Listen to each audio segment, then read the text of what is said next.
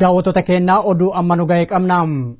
Godina addaa Oromiyaa naannawa Finfinnee bulchiinsa magaalaa Burraayyuutti qondaalonni OPDO hojjettoota warshaalee garaagaraa walitti qabuun marii geggeessaa jiran irratti mormiin jabaan isaan mudachuun himame. Mata dureen marii kanaa konferensii nageenyaa yoo ta'u hojjettoonni gama isaaniitiin wayita ammaa guutummaa biyyattii keessatti nageenyi hin jiru jedhan. Akka nageenyi waaraan hin jiraanne kan taasise mootummaa kana ta'uu ifaan ifatti qondaalota marii geggeessan kanatti himanii jiru. Sagaleen waraabbii galma walgahii magaalaa Burraayyuu irraa miliqee nu dhaqqabee akka ibsutti labsii yeroo muddamaa fi ajjeechaa irreecha Hora Arsadee irratti raawwatame ilaalchisuun kan mariin kun geggeeffamaa jiru.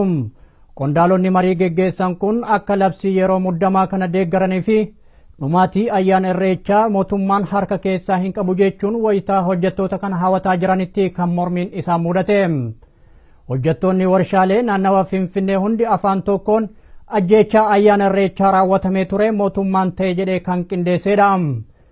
Ergaa kana raawwatee booda ammoo mormii isa mudateen labsii yeroo muddamaa raggaasifatee ammas uummata Oromoo lafarraa fixuuf karoorfatee jira jechuun mormii isaanii itti fufan.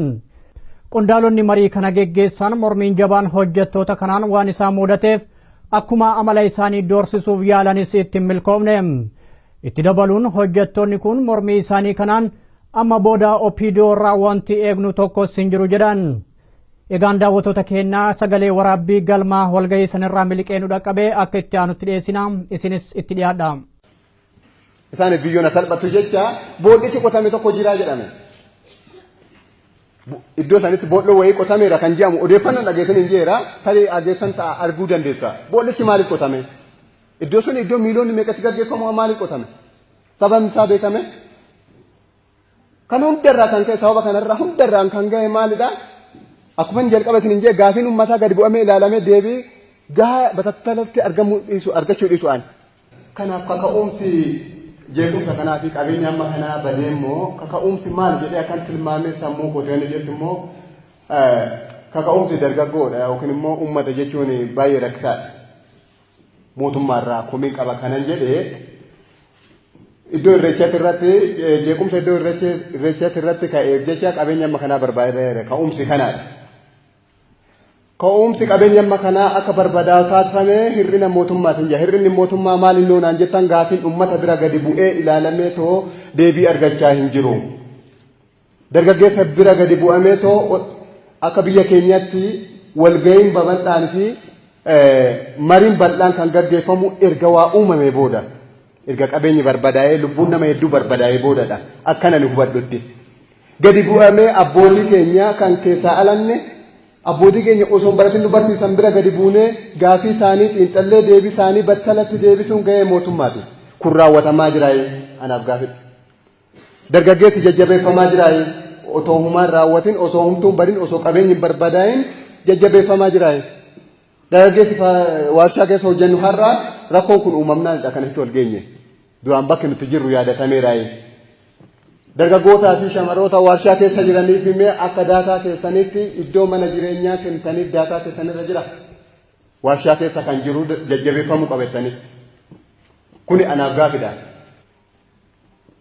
Labsii haaraa kana gidduutti immoo namoonni hedduun amma isin kaasanii turtan. Wanta isin nu kaastan kun namoonni hedduun daandiirratti akka daraaraman dubbattaniirtu sirriidha. Labsii kana kan diriirsee eenyuun mootummaa mootii. Labsii kana akkanatti akka amma nu dubbattan kanatti diriirsitan taanaan warreen eegumsa nageenyaa eegan daandiirra jaajjan kuni. Akkuma labsii amma nutti himtan kanatti akkuma isin nu jaalattanii nutti taasiftan kanatti dabarsaa jiru hin jiran. Wantan argeen qaba. Alaabaan Oromiyaa harka irratti kan keewwatan shurraabii wayii jirti. Naannoo alamganaatti irratti federaalii fi agaazii nyaaba kan daandii irraa jedhan isa harkatti arginaan daa'ima san kukkutanii maal godhanii daa'ima san rukutanii harka irraa kukkutaa turan.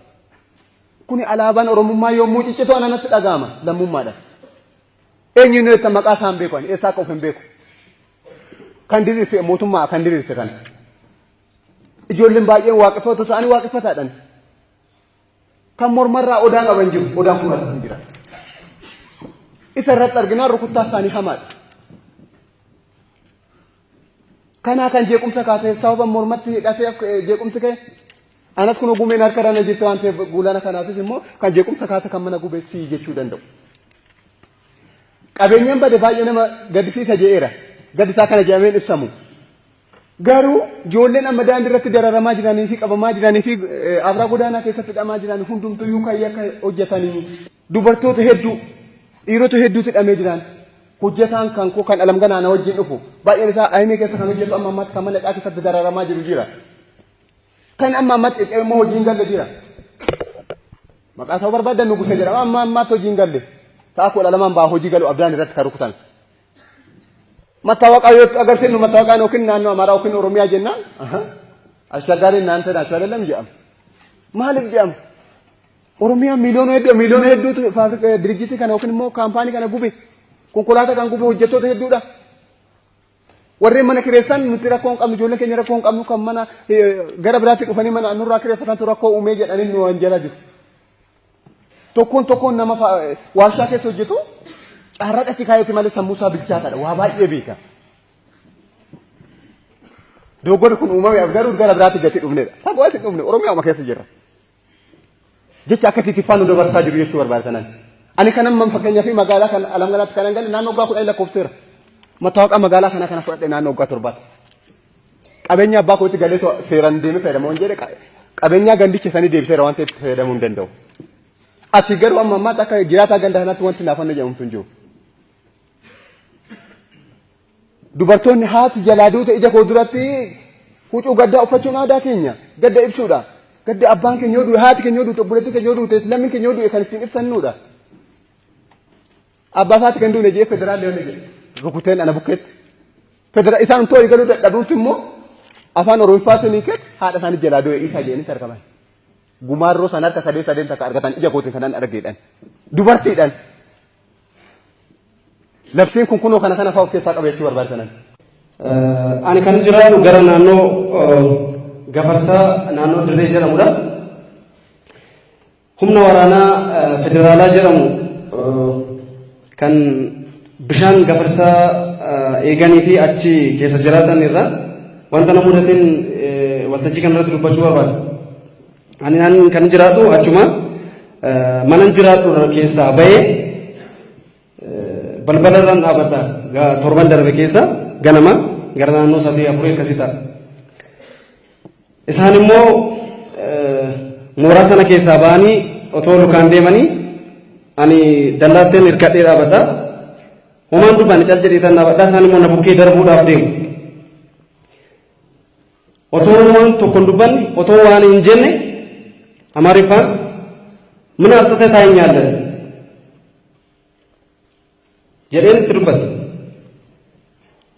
Otoon yeroo sana afaan tolee lakkaanoo sin laalle yaaduma koon dhaabadha malee otoon jedhee dubbachuu baate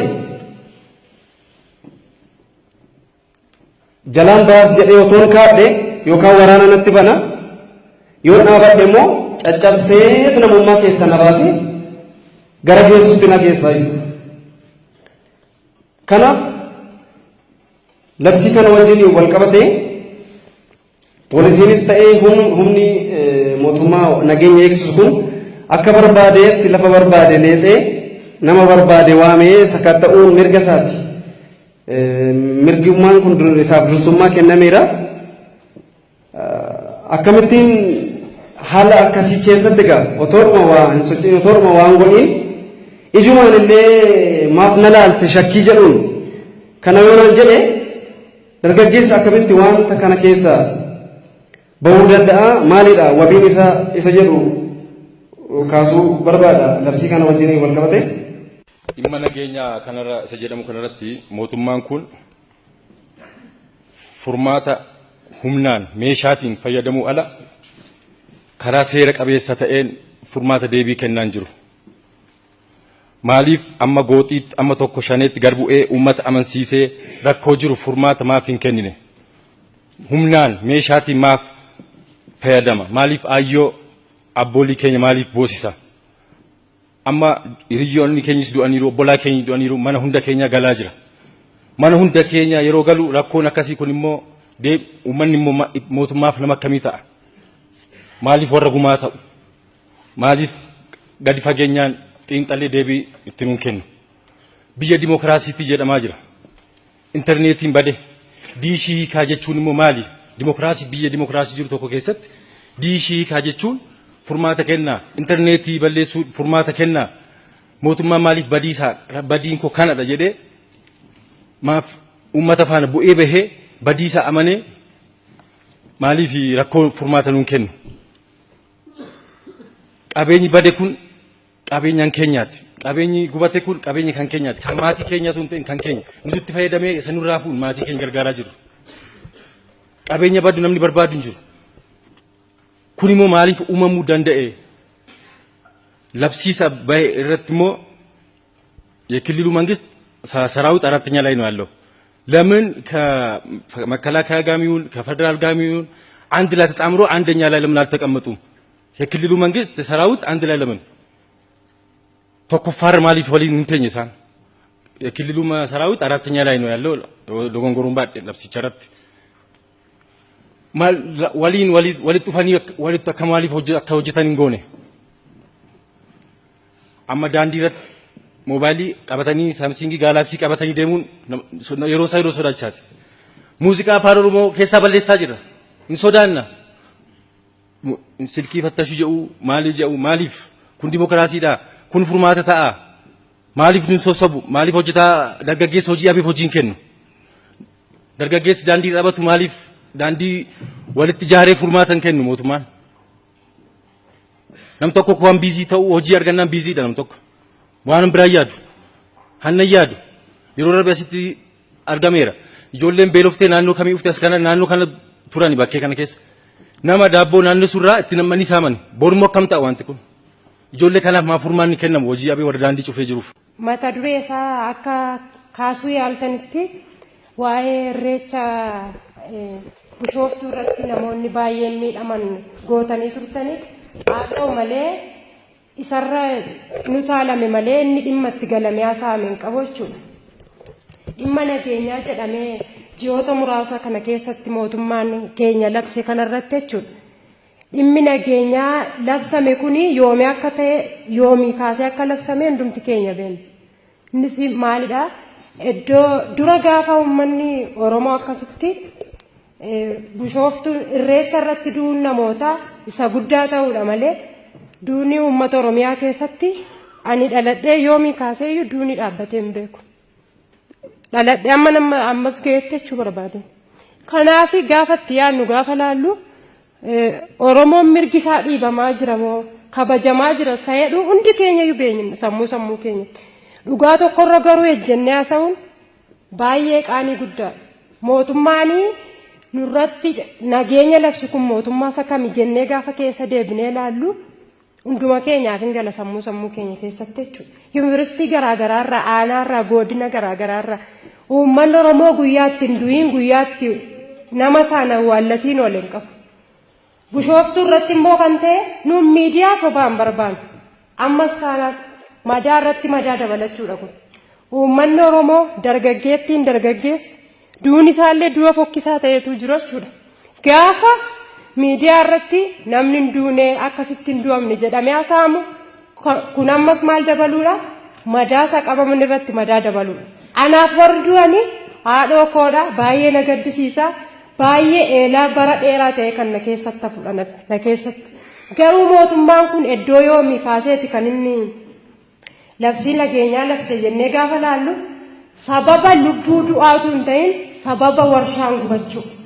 Warshaa gubachuu qarshii baasaa tariiti baankii irraa ba'uu danda'a. Garuu lubbuun namaa baankii irraas hin ba'u waan ittiin ta'us hin qabu. Akkaataan itti namni du'ullee bareedaa ta'uu danda'a.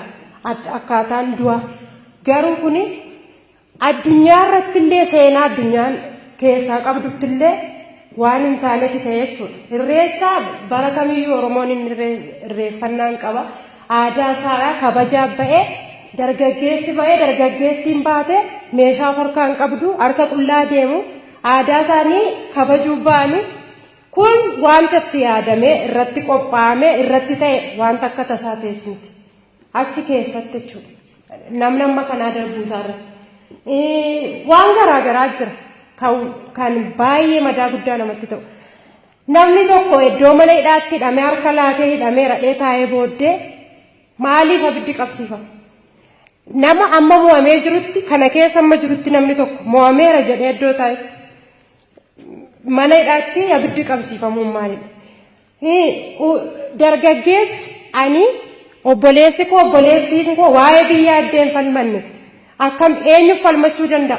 Yuunivarsiitii garaagaraarraa kolleejjii garaagaraarraa mana barumsaa sadarkaa elementarii sadarkaa iskuulirra reebamaa dhufne ammas warshaa keessatti reebamna. Bara keenya guutuu reebamuun dabarsina akkam waan tokko wanta sammuun keenya nu ceephoo gaafachuu hin qabnu kan akka kootu dhalatee guddatee hin barbaannu Oromoon cunqursaa jala jira mirgi isaan kabajamnee fi kanaaf gaaffii gaafannaa. Oromoodhaan immoo nageenya gorsuun hin danda'amu. Nageenya beeka dargaggoon Oromoo dargaggeettiin Oromoo nageenya namni akka Oromoo beeku hin jiru gara laafessa akka Oromoos hin jiru.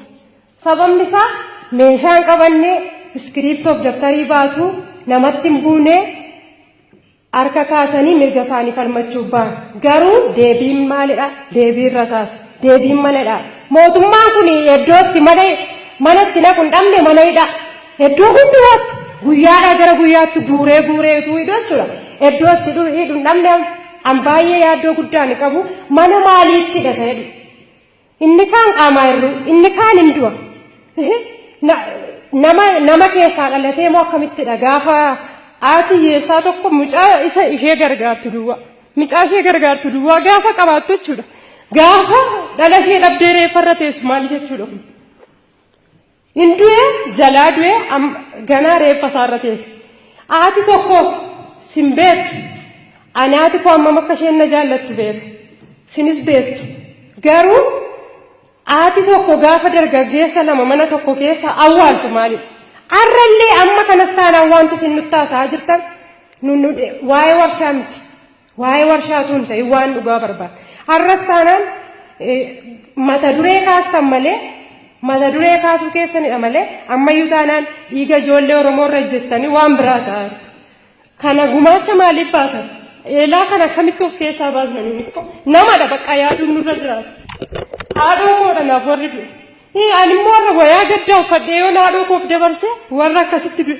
Ikkoo isaan kaleessa akka koo barachaa turani. Deemnee galma geenyedhanii karaatti hafan. Duun isaanillee du'a fokkisa. Ani uffadhee dabarsuu hin qabu. Akka ammuma kana akka cuucamtee konkolaataa irraa harca'emaa wayaa gurraacha uffattanii nama eeguun maalidha? Nu warra sin dhimma nageenyaa ettanii diida kee nurra labsuu barbaadan kana gamatti akka waraabessaatti baqachaa jira. Wanta jala murree isinitti maaliif konkolaataa irraa bu'u nam tokko akkas deema taana achitti lafarratti diriirsanii darbuudha. Akka hin duune akka hin jiraanne. Akka bofaatti yeroo itti namni caqacaqa. Meeqatti jira sammuu irratti yaaddaniitu manadhaa nama meeqatti mirgi isaa sarbamee shamarree meeqa jira dargaggoo meeqa jira. Karaa maatiin dhaqanii ammatti gaafachuu dhabanitti. Sinii gurguddoota keenyadhaa beektota keenyadhaa warra biyyaaf jiraatanidha. Garuu isa kanarratti iddoon hojjenne akkamitti lammii keenya siniin jechuu dandeenya. Komii guddaa nuti isinirraa qabnu ammayyuu taanaan kana. Komii guddaa nuti isinirraa qabnu ammayyuu taanaan wanta dhugaa ta'e tokko irratti haasa'u wanta lubbuu madaalu hin jiru waan ta'eef. Kanadhaa baay'ee galatooma. Waa'een dhimma nageenyaa kana ilaalchisee ganama jammaree amma ammaatti baay'ee isaatu haasa'amaa ture.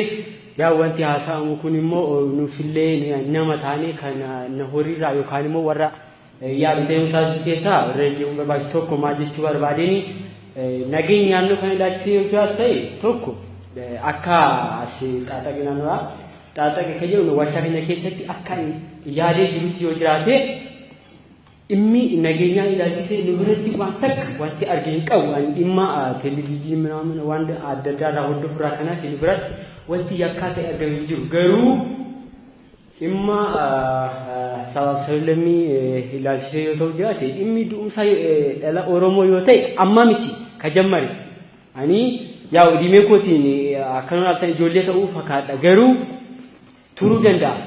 Maaliif dhimma walgahii kana ilaalchisee baay'ee deemaa ture dhimmi Oromoo amma miti ka jammare lafti Oromoo du'ee itti awwaalamu baay'ee jira lafti Oromoo mana hidhaa itti mootummaan kun itti hin dhabne inni lafa qabu yoo qabaate mootummaan lafa mana hidhaa fi lafa awwaalcha Oromootti qabu kalalatee qabaata akka ani yaadutti yoo ta'e garuu ani ka giraajuweet godhe bara 2007 Hawaasa Yuunivarsiitiitti bahe akka nama tokko baradhee baheera obbolaan kun as keessa namni kutaa 10 gadi jedhee yaadu hin jiru mootummaa kana gaaffii gaafadhaatu gaaffii mti nu dhalate yoo jaate ana abbaa qabeenyaa maa oguma xiqqaa jalqabnu baay'ee namoota keenya taasisee jira maal godhe abbaan qabeenya isaa fidee mootummaa waan nu kennu waati inni qabeenya isaa fidee amma ta'e irraa nyaanne unuu miti maatii keenya gargaaraa jirra gaafa nu barsiisu hojii qabalee baranne achi baane lafa teenne abbaan qabeenyaa waan qaburraa qabeenya isaa dhangalaasee qabeenya isaa itti fayyadamu danda'a abbaan qabeenyaa manattu nu kenneera abbaan qabeenyaa hamma qabu ani waa jedhu keessaa tokko dhalataa Oromoo yoo du'e lafa itti awwaalamuu qaba dhalataa Oromoo waa dhuunfa dhalotaa kaasina ammaa qabdanii yoo kakooyyuu lafa itti hidhamuu qaba maaf dhaba lafa itti hidhamu lafa kana baay'eetti qabna garuu mee unuuf wanti ilaalame jira hojjettoota mootummaa keessatti akka yaadu yoo ta'e mana jireenyaa tokko hin kennamaaf iddoo manni jireenyaa mee warshuma keessaa eessatti manni jireenyaa hojjettoota abbaa dhuunfaatti kennamee jiru mee akka gaaffii tokko fakka garaan nyaatu ani deemee kaasuun barbaadu hojjettoota mootummaatti manni kennama erga jedhame unuuf maaf dhabame Oromiyaan lafa bal'oo qabdi jennee silaa walii galleerra moosoba waan agarru waan itti amannu mee eessaa kenname gaaffii koo inni bu'uuri ka ta'e hojjettoota mootummaatti bakkeen manni jireenyaa tokko hin kennama garuu hojjettoota abbaa dhuunfaa kanaafuu maaltu kennama abbaan dhuunfaa nu danda'eera ani dhugaadha akka koo yoo ta'e ana miti of darbee maatii koo gargaaraatti jira garuu idimee koo difinii ijoolleen waliin dhufne kun maal irratti hamna kaayyoon keenya abdiin keenya boruu maali'a yoo lafa dhabne hin qabna mana lafa hidhaa hin qabna lafa awwaalchaa hin qabna warri hafne kun eessatti dhaabbanni hafnamee kanamee faloon tokko nu falame Oromoon yoo taratu maal jedha saa abbaan gaafa cabsee gandi immoo jaballeessaa jedhan kuni maaliif ta'ee dhiifamallee naa godha na guddise kakayyuu kiyyaa taratii dubbachuu waan barbaadeef aadaan uummata Oromooti immoo taratii keessa waan jiruudhaaf innaa mammaaksi kun waa malee mammaa qabne jechuu barbaade tanatti maaliif inni jechuu barbaade handi watti wal dabarsee wal kennaa jiru eenyudha yoo jenne hunuma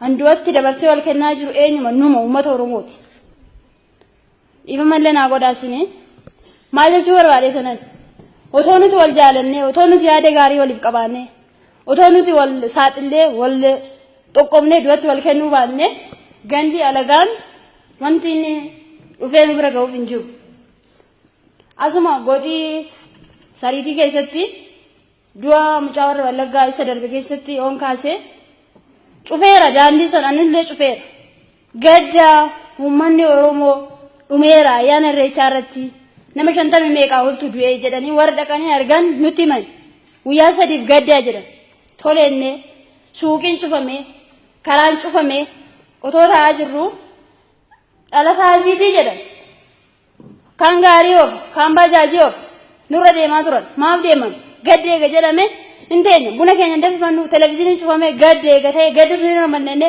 faabrikaa jiru keessaa amnee mana taa'aa turre annu gaara guyyaa sani qursiillee nyaan misaallee nyaan maaliif gadda waan ta'eef lubbuun bahe sun hin deebu waan ta'eef isaan bara baraanuu nyaata sun dhaban miti eegaa cufamu eegaa dhaabatu gadda jedhame uummanni kamiyyuu guraagee ta'e maal ta'e beera saniin kam gadda kana nufaan armachuu qaba eega jedhame isaan dhalataa asiitiin tuqamu jedhame gaariin baajaajiin oofamaa ture fagoo miti asumaadhaan maaf deemama jedhee cufeera mucaan sun nu biraa rukutamee du'e inni rukuta isaa sun maaliif rukutama dhagaan sun cufamee ka'eera karaan sun banameera nageenyi kun bu'eera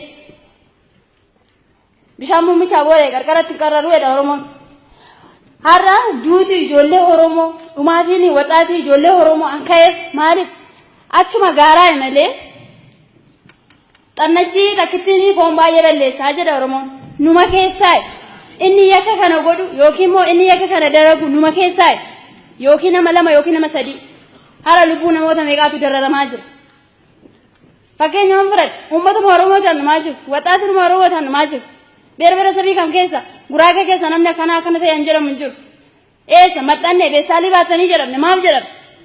Carraatu as nu fide malee nam tokko gullichaadhaan boodaa tokko taa'ee to'aaf. Nam tokko deemee jireenya isaa fooyyeffachuudhaaf hojjetee nama ta'uudhaaf deemee mirga isaati bakka barbaade jiraachuu danda'a. Arabaa garii deemanii amma ji'a sadiitti milikitaan harkaan akkasitti itti maa turanii ji'a sadii boodatti isaanitti makamanii arabinyaa dubbachaa turan. Dhugaa dubbachuudhaaf biyya hin beekne biyya qoonqaasa hin beekne iyyuu deemanii ani hon deemuu baadhee obboloonni koo warri deeman jiru.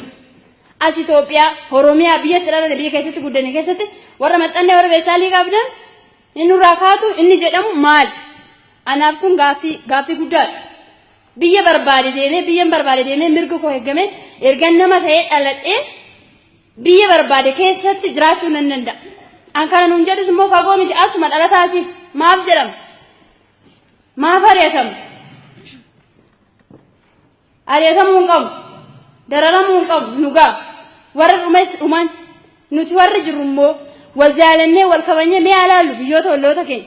Anarra Oromoodha obboleessa kiyya faana mana tokko keessa kireeffadhee taa'uu hin danda'u maaliif wal hin dandeenye obsa hin qabu. Guraagonni Tigiroonni Shilxoonni dhumanii numaddii mana tokko keessa nama 5 nama 4 ta'aniit wal jaalataniit walii galaniit taa'u. Yoo obboleessi koo baajaajii bitate maaf baajaajii bitate immoo isarratti hinaaf. Maal walirratti hinaaf wal jaalannee otoo nuti wal jaalannee waliif yaannee nuti wal saaxiluu baannee gamanaa keenya walii dhufne alagaa wanti harka nurratti dhiqatuuf hin qabu. Isa kanaaf gaaffiin uummataa kamiyyuu deebii argachuu qabu. Mootummaa keenyarraas ta'e nu uummataafis ta'e akkuma amma jammartan fakkeenya magaalaa sabbataa irratti faabrikaa baay'ee gubateettan. Hin gubu warri guban yookiin nama 2 yookiin nama 3 ta'a. Isaan qabamanii hin qabamu. Har'a rakkoo keessa jiru maal ijoollee qaansiraa hojjechaa jiran. Ijoollee biyyarraa biyyatti karaa rakkoo adda addaatiin fakkeenyaaf barumsa baratanii fixanii kollaajii adda addaa keessaa ba'anii odoo qabxii gaarii fidanii qabanii otoo hojii isaanii yookiin immoo barumsa isaanii sammuun isaanii waa baay'ee hojii gurguddaa isaan qabachiisuu danda'uuti mootummaan bakka isaan dhoowwatee haaranii galanii qoricha illee dhuganii handuudha ijoollee safaraatti baay'ee argeera. Akkas ta'uu hin qabu. Ijoollee baratanii qabxii gaarii fidan kan Oromiyaa bichaa irratti maali baatuun ba'ee mootummaan kun beerbeera sadii kaannashee nuuni guddifate. Innis ikkoo akkuma keenya namadha. Akkuma keenya nama akkuma keessa namadha. Harkatu filee isiteechise miti mootummaa jechuun abbaa jechuudha. Abbaa jechuun immoo akkuma obboleessi keenya kaase abbaa jechuun fakkeenyaaf ijoollee 9 abbaan koo ijoollee 9 qaba. Ijoollee 9 suniif ambaasaadarri biyya tokko hodhisiisu miti. Taraa akka hangafaa kuusuutti. Saniif mootummaa kana uummanni Oromoo gaaffii gaafate irratti deebii ga'aan har'a hamma atattamaan gaafatamee deebi'uu qaba odoon ta'an hoolee bulee gaaffiin uummataa deebii argachuu qaba. Ijoolleen baratan kunis bakka argachuu qabu. Nugaa bakka bari dararummaa nugaa bari yaadatumuu nugaa. Nutis mirga qabna diimokiraasii kan jedhamu erga diimokiraasiin jiraate an dubbadhee mirga kiyya falmachuu nan danda'a. Saatii afuroodee beessaa bittaa jedhama. Durii jedhamu isa baay'ootu mattaawaqaa ilaala. Mattaawaqaa gandaa qaba. Kan masraa beetii qaba. Hundumaa qaba. Qabee horii caammaadhaan kaskisiidhaan nama ruchuu kun seeranaadha. Maali? Waraqaa kiyya laalee eessaa kan dhufu hojjechuu ta'uu kiyya kana sirriitti ilaaluu barbaachisaadha. Poolisii karaa poolisii. Poolisiin uummataaf dhaabbate malee uummatni keesse malee uummata doorsisuu hin danda'a. Balleessaa uumamaa akkuma balleessaa isaatii qabamee seera fuulduratti dhiyaachuu. Waa'ee nageenya irratti waan jechuu barbaadu baay'een isaa ka'eera kaasuun barbaadu. Si'a takkaa garuu nageenya jedheenuma isa irratti isin jechaan hin barbaachisu jechuu barbaada.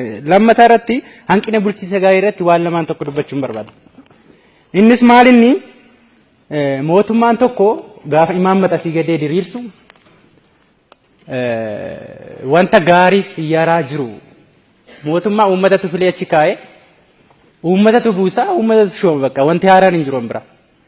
Mootummaan uummataaf hin hojjetu taanaan fakkeenyaaf isiniin fo'een asitti madarakii yommuu gaggeessitan isin uummataaf hin hojjettan taanaan vaalii hin qabdan. Seenaan sin gaafata barattaniittu isaan irraa ol xinnoo amma tokko fudhatama qabdu gaaffii namni kun sin gaafatu geessitanii qaama immisaa ilaallatu mootummaa bira nuun geessitan taanaanii tokkoffaa sammuun keessa sin gaafata lammaffaa seenaan illee sin gaafata. Duutiin oolu baay'een isaanii du'anii darbanii jechuu barbaadeenii. Hanqina bulchiinsa gaarii irratti mootummaan tokko wanta ji'a kana ta'u har'a beekee mootummaan uummanni kun naa fudhatamoo hin fudhatu jedhee adda baasee waan tokko hin murteessu taanaan gaafa ruulii isaa asii gadee baasu biyyatu wal fixaa jechaadha. Wanta uummanni hin feenee fi fedhu dirqama beekuu qaba bakka kanumatti nuu himaame singiisa. Gaaffiin kun kana tokko. Ilaashisee waa'ee intarneetii fi miidiyaa irratti xinnoo waan ta'e dubbachuun barbaada. Intarneetiin guddinni biyya dimokiraasiin biyya keenya keessa jiraa jedhama. Akka Ameerikaa fa'aa akka biyyoota ardiilee Ameerikaa Afrikaa keessa jiran hunda isaanii irratti ta'u seeraan fuul dimokiraasii hordofti ta'e Itoophiyaan hammi kun iyyuu namni kun hin dhumu ture. Mootummaan tokko amma danda'amu bushee amma seerri aggadutti bushee isaa booddee inni itti darbu bushatti darbe.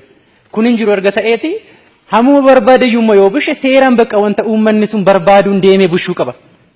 Asirratti guddina biyya tokkoo fi intarneetiin baay'ee murteessaadha. Miidiyaan adda addaa baay'ee murteessaadha. Asirratti waan jechuu barbaadu. Miidiyaa biyya keessaas miidiyaa biyya alaarraas asii gadee caasifamu irratti jechuudha. Waan jechuu barbaadu. Inna isa biyya keessaa yoo ta'e sila obboleessi koo kaasee irra deebisuun barbaadu. Waa'ee miidiyaa keessaa dhugaaf sobni isaa jechaadha. Waa'ee miidiyaa naannolee biraa jiran immoo jechaadha. Fiilmii faayuu jiru mitiire fiilmii baala gootanii nun fayyadne iyyuu dhaggeeffannawni fiilmii. Asirratti waan main pointii gootanii isinillee qabachuu dandeessan rakkoon qabu afaan Oromoo dubbannaa waluma agahuu qabna hundi keenya. Fiilmiin taane iyyuu ilaalaa oola hundi keenya iyyuu garuu fiilmii miidiyaa nu fayyadu namni kun asumatti haafu malee jecha rakkoon qabu. Wal dabarsuutu jira wal maal jechuutu jira inni rakkoon qabu. Mirga ofiif dubbachuuni homaa rakkoon qabu je'ee yaada akka kootti. Namoonni dhaqanii biyya alaa jiraatan waan isin baruu qabdanii rakkataniitu deeman asirraa too sammuu qabanii too qabeenya baay'ee qabanii warshaan buraayuu keessa miti warshaan 60 meeqa 70 meeqa gubatee jedhamee odeeffamu kun nama tokkotu fidee dhaabuu danda'a qabeenya qabaatee dimokiraasiin jiraatee too seeraan jiraatee biyya isaa keessa hin du'u too ta'e mirgi isaan sarbamu too ta'e deemee biyya alaaqee jiraatee miidiyaa inni gadhiisu eega daggin cirratti abbaan fedhan keessan beektu OMN tu dhaggeeffachaa jiraniitti xiyyiitii arrukutanii. Itoo intarneetiin jiraate yoo na baay'ee geenya mistira biyya keenya keessatti ta'u. Lemin mootummaa kana wanti jechuu koo mitanii negatiivii jechuu koo toon taane jechuma isaa wanta ka'uu qabu bakka kun beezii waan ta'eef anan kaasaa jiru. Asirratti jecha waan jechuu barbaadu. Namni tokko miidiyaa dhaggeeffate isaatis haa ta'u OMN dhaggeeffate achirraa haqee mana namaa yoo cabse yoo hataate ruulii mootummaan tokko baase cabsee yoo argame hi'amuu qaba seeraan to'atamuu qaba. Hamma kanan taanetti namni miidiyaa dhaggeeffachuu qaba. Kana jechuun dimokiraasiin keessarraa fuudhamee jecha indirectly gaafa yaadan akka nama barateetti jecha gaafa yaadamu. Intarneetii fi miidiyaan kun jiraachuun isaa persentii 100 keessaa faayidaa isaa miidhaa isaa adda baastanii hin beektan taanaan isin kun mini ingilizii asiriin tisaayu. Ani kana fa'aa itti nu himaa rakkoon qabu. Yoo deebisuu isa dhiisu malee biraan ta'u hin jiru. Inni itti aanu waa'ee sila kaastanitti waa'ee bishooftuu seettan irratti nama taa'ee ilaaluu fi daakuun boqqolloo dimbilaa laayan. Ani fi koo qaamaan deemeen argeera. Yeroo ta'iin kun ta'e kaaseen hamma dukamitti hammam akka ta'e sa'aatii meeqatti achi galee muka jala bulee hin galee fi koo. Lemin abbaa beekuuf beenxee beete kiristaanii maaliin ni jedhamu haalli amantii irreechi amantii mataa isaa qaba. Waaqayyo jecha irreessi karaa biraa hiikni isaa yoo beektu ta'e jechaadha. Kanarratti hin waaqeffatinaa han jedhu mootummaan kun jechaadha. Ani dhugaa waaqaati akka koof baay'ee gaaffii isiniifis gaaffii ta'uu qaba. Maaliif isin dhaqxanii achirra gaafa teessanii miindaa mataa keessanii nyaattanii rakkoon qabu ijoollee keessan guddifattu amma tokko deemtu. Garuu ijoollee keessan guddifachuun miindaa sana satisfaakshinii mataa keessanii eegdanii deemuun amma kana baay'ee furmaata ta'anii yaaduun biyyaaf hojjechuu qabdu gara fuulduraattis. Aloonni sin gaafata seenaan sin gaafata. Namni baratee digirii baatee meeqatu tagulaalla'u jira. Isaan itoo bakka keessan bu'anii siniiti olitti gaggeessuu danda'u ta'a. Kana jechuun koo asirratti arraba jechuu koo miti. Waan biraatti hin fudhatina namni isin yeroo baay'ee yommuu namni gaaffii gaafatu waan negatiivii itti fudhattu natti fakkaata. Kanarraa kan darbe waa'ee mootummaa kana waan baay'ee jechuun barbaadu isuma jala jirraa rakkoon qabu. Gaafa fuul dimokiraasii unikoo mootummaan kun si jemmer ishee kana bicha odeesseen wanta jaa biyyoota Ameerikaa Ardii Ameerikaa, Eeshiyaa, Awustiraaliyaa biyyoota alaa jiranii fi Afrikaa keessa biyyoota 54 dabalatee jiran mootummoota kana faana karaa poolitikaa siyaasaa diinagdee homaa lolan qabu mootummaan kun. Kana beektu. Mootummaan kun lolan ni qabu. Alataama Oromoo ta'anii as keessatti guddatanii dhaqanii Amaara ta'anii beeriin isaanii naannolee sagalan Itoophiyaa keessa qabnu hundi isaanii baqatanii biyya alaa jiraatanii baay'ee taalentii ta'an sammu'an. Biyya keenya gara fuulduraatti baatanii deemuu waan danda'an rakkina bulchiinsa gaariitiin deemanii biyya sana hin jiraatanii isaaniin balaaleffachuun qabu mootummaan kun. Malee mootummaan biraa akkas nu godhee an jedhu ayidoon ani jiranatti hin fakkaatu. Mootummaan biyyoota isaan biyya guddatanii biyya 80 Itoophiyaa keessa qabnu keessa biyya 80 irra jiru Itoophiyaa. Baay'ee listii qabeenyaa nuun. Nama qabeenyaan biyya listii kana ufee mootummaan biyyoota biraa ufee lolatti kaasu jira jedhee yaadu karaa diinagdee karaa waan biraa. Namootuma keenya sana maaf balaaleffata mootummaan jechuu barbaadeen. Kana nan xumura. Inni itti aanu dhimma warshaa irratti gaaffii ani qabu. Tokko waa'ee miindaa ilaalchisee obboleettiin keenya kaasteetti eegsiyuu go'een ture garuu waa'ee miindittii kana namoonni akkuma beekamu gabaabseen gaafan odeessu namoonni waati isaanii abbaan isaanii barsiisanii ijoolleeni Dambidoollo eessa Wallagga eessa Amaaraa Kililii eessa irraa dhufanii han hojjetan jiru. Maaliif naannoo warshaan baay'atu hojii uumannaa warri keenya dadhabanii nu barsiisaniiru amma immoo warra keenya irraa buunee qansiraa kana hojjennee jiraanna jedha namni gaafa yaadu. As dhufee namni tokko birrii 30-40 saamsiingi nyaata guyyaatti tilmaaman jecha. Kana nyaate namni kun ishee marraayyuu immoo waa'een xurataa fi yeroo baay'ee kaasneera waan akkasii waa'ee xurataa fi waa'een isheen akkasii an jedhamtu mootummaan gaafa ruulii baasu hojjetaan mootummaan tokko gibiraaf taaksiin kan irraa cituu qabu dookimentii an qaxaramee higgaawii yoo ta'e yookaan qawaami'aa waggaa 10 ol akkas baay'ee tajaajila yeroo ta'e irraa kutamuun dirqamadha. Har'a hojjeteen har'a baataanaan qansiraa maaliif narraa cita? Kun ilaalamuu qaba as keessatti. Abbaan qabeenyaa tokko jechaadha mootummaa faana mistira wayii qabu oksaatti. Waan xinnoo waan ittiin uummata goyyomsanii uummata sanarraa waan guddaa fudhachuu barbaada mootummaan. Leemin indeet indezii yoonaal. Gaafa asabdan jecha asin bakka namaa buutanii. Isheen kun akkasirra uftu waa'ee miindaa irratti daayirektirii dafee sirratuu qaba. Gubachuu warshaaf duuni bishooftuu iyyuu miti rakkinni isaa. Hamma kana namni waggaa meeqa warshaa keessa hojjetee aqee miindaa kana naannoo 800 ja'atti gaafa fudhatu miindaa kanaan qallaba bitee mana kiraay maal kaffalee jiraata namni kun kan asabu isin barbaachisa. Ifii keessan birrii 5,000 nyaattanii jireenya keessan gaggeessaa gaafa deemtan namni kun ishee kana nyaatee akkamitti jiraatettanii asabuu qabdu. Poozitiivili akka nama barateetti jechaadha. Isin gaafa yaadamuu qabu. Darbee overtime ilaashise. Overtime warshaa tokko keessatti hojjetamu fakkeenyaaf ani noormaalii shiftii kootiin galeera yoo ta'e hin galu overtime jechuun danda'u. Namoonni as keessa jiran warshaa mana hojii irraa wanti ta'e jira. Anatu mucaa tokko jira mucaa yuunivarsiitii baratee dhufee tokko. Mootummaan karoora gaafa baase birrii meeqa fandii go'ee hojiittan gashaa hojii abaan jedhu humni hojii abaan hojii malee taa'u kun lolaan fidiyyus akkasiiti. Persentiin 65 ol ta'u Oromiyaa keessaa gibiraaf taaksiin funaannu daayirektii itoo Oromiyaaf hojjetatee waan baay'atu. Isa akkasii haasa'uun barbaadu. Asirratti naa bagin waa'ee overtime irratti dirqama moo dirqama miti. Shiftii kee addatti galtee hojjechuun dirqama kee moo dirqama kee miti yan jedhu mallattoo gaaffii an qaba ashee kan. Gwaaddanyaa koo tokkotu eegee daqee qaxareen nafaan haqee jechaadha. Jijjigaa yuunivarsiitii irraa istaatiksii an bayira namni kun guyyaa lama nafaan haqee qaxarame guyyaa lama hojjetee mucichi baay'ee hojii yoo irra oolee nama sa'aatii 4tti hojjechuu hin danda'a hin hojjetu gaafa jedhu kaabboon isaanii mana wanti hojjeta mana mokoroonii saaremirraa jechaadha. Ay dirqama kee hojjechuu qabdanna ay dirqama hojjetu bannaati jedhee dhiisee gaafa galuudha fakkaata har'a ari'ani. Gaafa ari'ani maaf ariita bannaati jedhee lukasaa qaba dhiifama go'iifiin mootishi hin ari'iin bannaati jedheen ka'een dorgommii Addis Ababa deemuuf jedhee idduutti anan qabee fira eeqe. Ishee kan akkasitti gaafa wanna jaara akka qabu. Waa'ee walqoodinsa biheerii warshaa keessa jiru. Mata duree ishii qaba ashee kanas. Maali inni kuni warshaa keessatti wanti ta'aa jiru namoonni aangoo qaba. Ani fi koo akka tasaa opereetarii wayifaan wallolee yeroo dura achi keessatti iyyatallee barreessiti dinaan jedhanii iyyata afaan Oromoon barreesseen gaafa geessu Amaariffaan malee hin fuunu wean. Kana jechuun indirectly afaan Oromoon haa badu jecha ingilisa. Ituma yaadanii immoo warshichi yuummaa Oromiyaa keessa jira. Maaliif akkas jedhama? Gaafa uli tokko lama goonee gaaffisin gaafannu isin immoo 20 go'a gaafa aame yommaa qixanachi. Ani kanuma bichaan jee Egzaabiin nagarrabu. Darbee waa'ee walqoodinsa biheeriitiin achi warshaa sana keessatti aangoo qabu warra afaan biraa dubbatu. Afaan Amaaraa inni dubbatu kutaa 5 baratee yoo ta'e kaabboo ta'a yookaan waan tokko ta'a wayyaa adiin tokko jira isa uffatanii waanuma tokko ichaa ol warshaa sana keessa deemanii. Asirratti waan isin wanta jechuu qabdan jecha. Inni kaan barumsa isaa qabaatu Oromoo ta'ee barumsa inni qabu ne digiriis qabu dippiloomaas qabu maaliis qabu iitichaan ifannaan ifatameetu inni hojjetu achi keessa. Asirratti jecha waan isin hubachuu qabdan.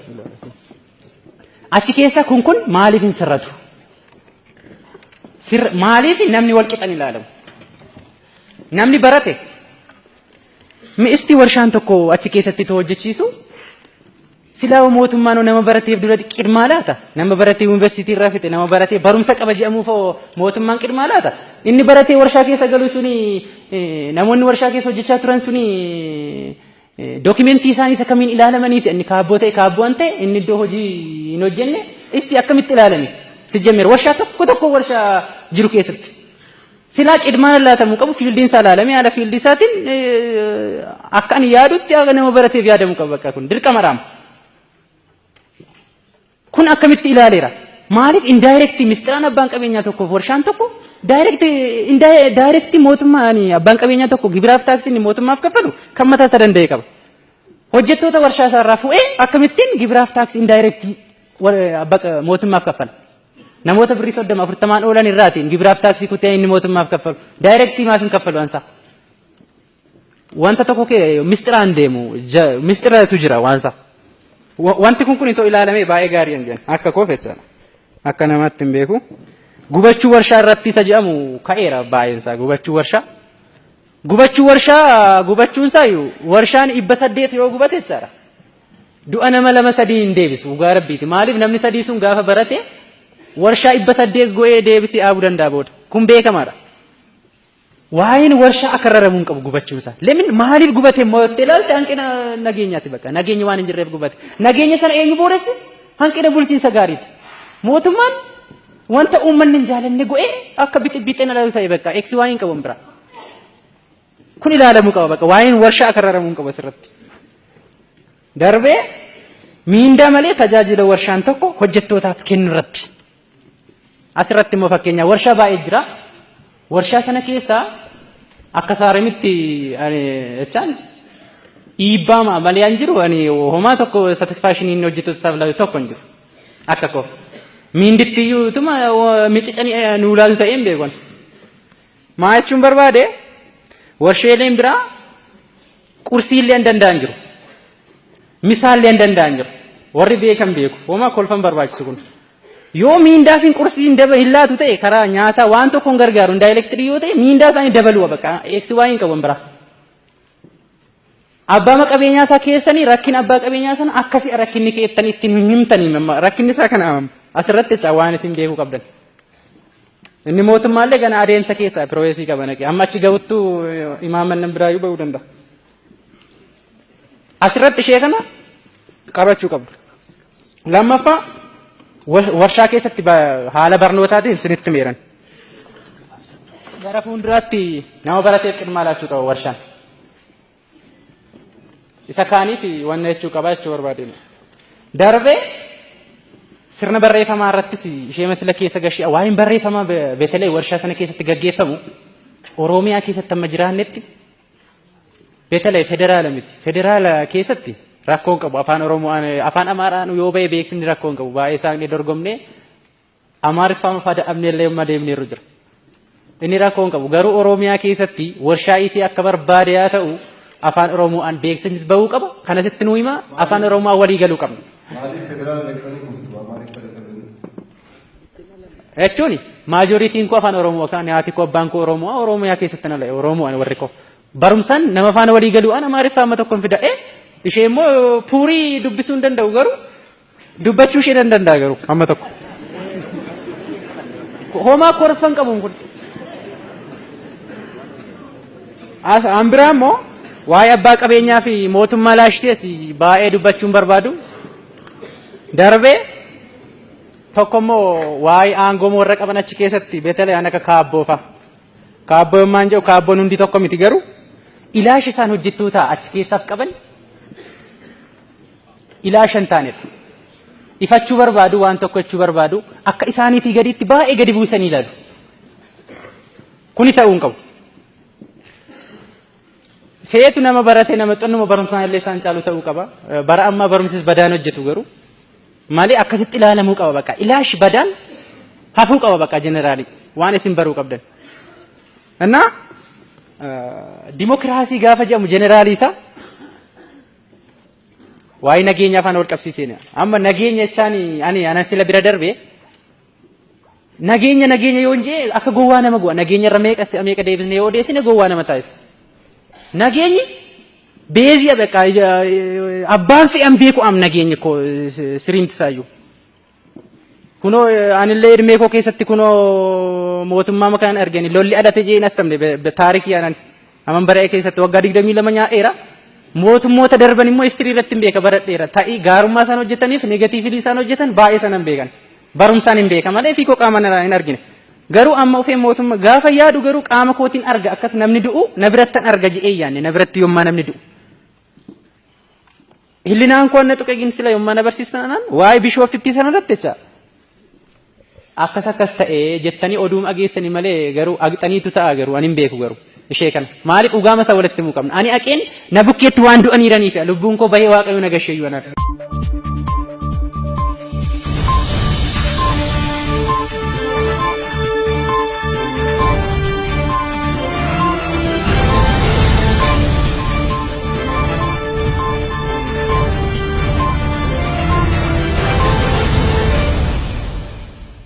Bushee amma seerri aggadutti bushee isaa booddee inni itti darbu bushatti darbe.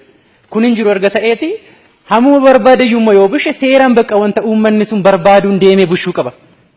Asirratti guddina biyya tokkoo fi intarneetiin baay'ee murteessaadha. Miidiyaan adda addaa baay'ee murteessaadha. Asirratti waan jechuu barbaadu. Miidiyaa biyya keessaas miidiyaa biyya alaarraas asii gadee caaseffamu irratti jechuudha. Waan jechuu barbaadu. Inna isa biyya keessaa yoo ta'e sila obboleessi koo kaasee irra deebisuun barbaadu. Waa'ee miidiyaa keessaa dhugaaf sobni isaa jechaadha. Waa'ee miidiyaa naannolee biraa jiran immoo jechaadha.